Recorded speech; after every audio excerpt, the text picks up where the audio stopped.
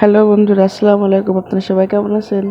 আমি আলহামদুলিল্লাহ ভালো আছি। তো চলে আসলাম নতুন আরেকটি ব্লগ ভিডিও নিয়ে আপনাদের সাথে শেয়ার করতে। তো আজকে আমি আপনাদের সাথে শেয়ার করব আমার দুপুরে রান্নার রেসিপিগুলো। আজকে কিন্তু আমি রান্না করব মাছের ডিম দিয়ে করলা ভাজি আর মুখি কচু দিয়ে মাছের মাথা দিয়ে রান্না করব।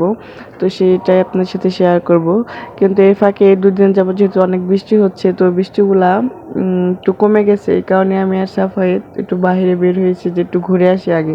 গতকালকে সারাদিন ঘর থেকে বেরোতে পারি না এই বৃষ্টির কারণে। তো সাফায়েত তো ঘর থেকে বের হয়ে অনেক খুশি, সে যে রাস্তার মধ্যে লাফালাফি পারতেছে। কিন্তু চারদিকে প্রচণ্ড বৃষ্টি বাতাস হচ্ছে। তো আমি রান্নার জন্য এখানে কড়াইটা বসিয়ে দিয়েছি আগেই। তেলটা অনেক গরম হয়ে গেছে, তো মাছগুলো আগে ভেজে নেব। যেহেতু আমি মাছ দিয়ে মুখে কিছু রান্না করব, তো মাছগুলো আগে ভেজে নিই, তারপরে সেই ভাজা তেলের মধ্যে করলা ভাজিটা করলে আর লেগে যাবে না, অনেক সুন্দর হয়ে উঠে যাবে। তো মাছগুলা আমি এখানে সবগুলো দিয়ে দেব। দিয়ে আগে মাছগুলো ভালো করে ভেজে নিয়ে পর আমি মাছের ডিমগুলো এখানে ভাজবো। ঘরে একদমই বাজার ছিল না, যেহেতু দুদিন যাবৎ বৃষ্টি। তো চাপাতের বাবা সকালবেলা ঘুম থেকে উঠেই নাস্তা করেই বাজারে চলে গিয়েছিল, এবং বাজারে প্রচণ্ড বৃষ্টির মধ্যে সেরকম ভালো কিছু পায় নাই। তো চাপায় যেহেতু পাঙ্কাশ মাছ পছন্দ করে, তার জন্য পাঙ্কাশ মাছ আনছে আর তেলাপিয়া মাছ আনছে। কিন্তু পাঙ্কাশ মাছের ভিতর থেকে ডিম বের হয়েছে। করলা ভাজি কিন্তু মাছ ছাড়া বা অন্য কোনো কিছু ছাড়া করলে একটু মুটো খেতে ইচ্ছা করে না। এই কারণে করলা ভাজি ভাবতেছি, তো মাছ ডিম বের হয়েছে মাছের ভিতর থেকে, তো ডিম দিয়েই করলা ভাজিটা আমরা করে নিই, সেটা ভালো। এই দেখেন আমি মাছের ডিমগুলো এখানে কিন্তু হলুদ মরিচ দিয়ে মেখে নিয়েছি।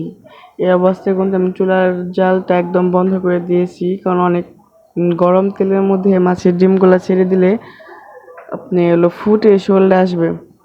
তো এরকম হালকা আছে এটাকে ভাজতে হবে। তো আমি প্রথম অবস্থায় চুলাটা বন্ধ করে রেখে সবগুলো দিয়ে দিব, পরে আমি জালটা আস্তে করে জ্বালিয়ে দেব। তো মাছগুলো আমি তো ভেজে এখানে রেখে দিয়েছি, মাথাগুলো আলাদা করে রেখে দিয়েছি। তো এটা এদিকে কিন্তু আমি চুলার জালটা জ্বালিয়ে দিয়েছি। এরকম অল্প আছে মাছের ডিমটা আমি হালকা ভেজে নেব। যারা আমার ভিডিওটি দেখতেছেন, যে যেখান থেকে দেখতেছেন, প্লিজ ভালো লাগলে একটি লাইক দিবেন, কমেন্ট করবেন এবং সাবস্ক্রাইব করে বন্ধু হয়ে পাশে থাকবেন। যেহেতু আমি নতুন ইউটিউবার, সেহেতু আমার ভিডিওতে কোনো ভুল ত্রুটি থাকলে আপনারা সবাই ক্ষমা দৃষ্টিতে দেখবেন। তো আমার মাছের ডিমগুলো প্রায় ভাজা হয়ে গেছে, এরকম হালকায় ভাজবো। করলা ভাজিতে দিব, তো তখন আবার ওইখানে দিলে আপনি ভাজা ভাজা হয়ে যাবে, চেক হয়ে যাবে। ওটাকে এভাবে আমি অল্প অল্প আঁচে ভালো করে, বেশি ভালো না, আদলা আদলা ভালো করে ভেজে নেব।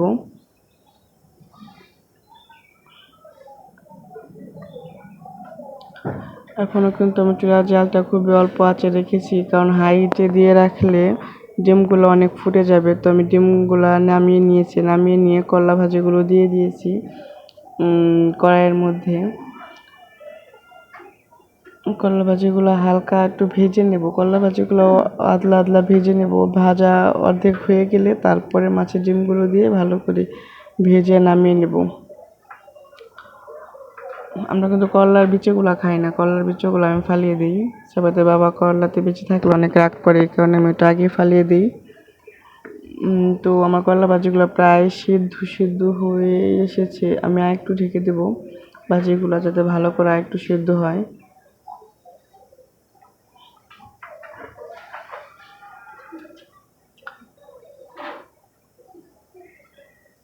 করলা ভাজি করতে কিন্তু অনেকটা টাইম লাগে।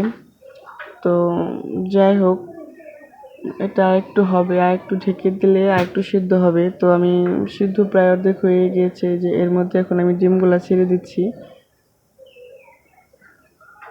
ডিমগুলার ভিতরে কিন্তু হয় নাই, ডিমগুলোর ভিতরে কিন্তু কাঁচা আছে, আমি একটা ভেঙে দেখেছিলাম। তো এই কারণে ডিমগুলো আগিয়ে দিয়ে দিলাম যাতে ভিতরেও হয়।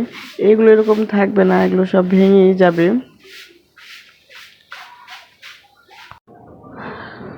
যেহেতু করলা ভাজিগুলাও অর্ধেক অর্ধেক অর্ধেক মানে সিদ্ধ হয়েছে, ডিমগুলো অর্ধেক অর্ধেক সিদ্ধ হয়েছে, এরকম অবস্থায় আমি এগুলোকে নেড়ে চেড়ে ঢেকে দিব, যাতে আর একটু ভালোভাবে সিদ্ধ হয় এবং ভাজা ভাজা হয়।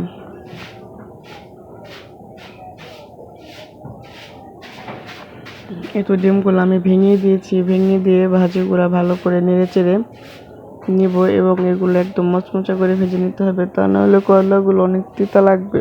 তিতা করলা ভাজি কিন্তু খেতে ইচ্ছা করে না, মোটেও ভালো লাগে না। করলা ভাজিগুলো একটু মচমচা করে ভেজে নিলে আপনি হলো খাইতে অনেক ভালো লাগে, তিতা লাগে না।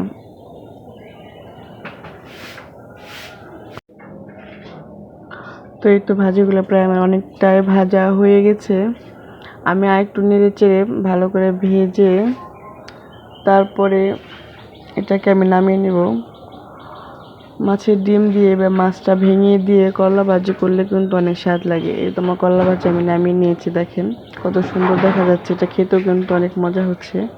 তো আমি চুলাতে মুখি কচু রান্না করার জন্য পেঁয়াজ কাঁচামরিচ দিয়ে দিয়েছি। অনেকে হয়তো ভাবছেন যে এত ছোট্ট কড়াইয়ের মধ্যে পেঁয়াজ কাঁচামরিচ দিয়েছে, এখানে কীভাবে রান্না করবে, কিন্তু না, আমি এখানে মুখি কচুগুলা একটু কষিয়ে নেব। কষিয়ে তারপরে হলো কুকারে মুখি কচু দিয়ে দেবো, তাহলে ঝটপট তাড়াতাড়ি রান্না হয়ে যাবে। এই কারণে তো মুখি কচুগুলো এখানে অবস্থায় দিয়ে হালকা একটু পানি দিয়ে ভালো করে কষিয়ে পরে আমি এটা কুকারের মধ্যে দিয়ে দিব, যাতে তাড়াতাড়ি রান্নাটা হয়ে যায় এবং সিদ্ধ নিয়ে কোনো কনফিউশন না থাকে। একটু হালকা একটু পানি দেব, পানির সাথে কিন্তু মাথাটাও দিয়ে দিব, যাতে মাথাটার ভিতরে মানে ময় মশলা যায়, সিদ্ধটা ভালো মতো হয়। কুকারের ভিতরে আবার মাথা দিলে মাথা একদম গলে অবস্থা, মানে তরকারি কাটা কাটা হয়ে যায়। এই কারণে কুকারের ভিতরে দিব না, আমি এখানে এটাও কষিয়ে নিব, মাথাটাও কষিয়ে নিব, পরে মাথাটা উঠিয়ে রেখে আমি কুকারের ভিতরে আপনার মুখি কচুগুলা দিয়ে সিজ দিয়ে নামিয়ে নিব, তাহলে আমার রান্না করা কমপ্লিট হয়ে যাবে। তো কষানো হয় নাই, আমি একটু নেড়ে দিচ্ছি, ঢেকে দিয়েছিলাম। তো একটু নেড়ে একটু কষিয়ে নিব। এদিকে কিন্তু বাহিরের অবস্থা এখনো খারাপ, বাহিরে এখনো বৃষ্টি বৃষ্টি ভাব, বাতাস হচ্ছে, এই হচ্ছে, বৃষ্টি জানি না কয়দিন থাকবে।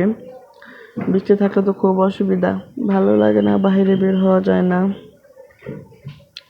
তোমার কষানো শেষ, আমি এগুলো কিন্তু মাথাটা আলাদা করে উঠিয়ে রেখে কুকারে দিয়ে দেবো।